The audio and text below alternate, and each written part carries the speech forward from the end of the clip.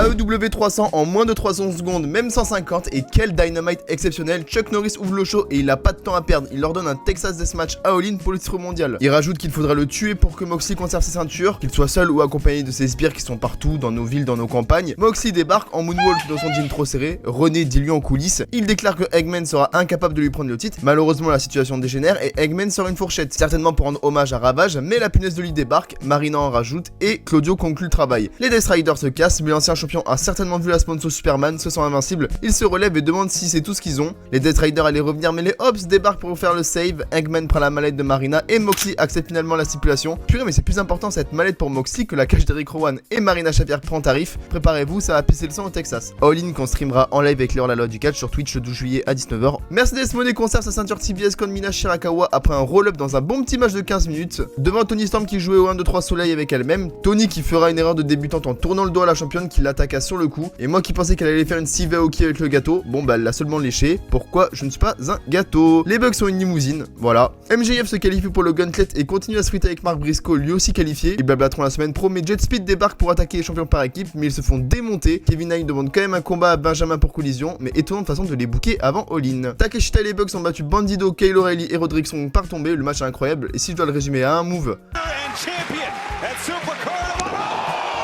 Ospreay et Swerve débarquent et demandent leur combat contre les EVP All-In qui refusent encore. Alors Ospreay propose un dilemme. Si c'est eux qui gagnent, ils ne seront plus EVPs, mais si c'est les Bucks qui gagnent, Ospreay et Swerve n'auront plus de chance au titre mondial pendant un an.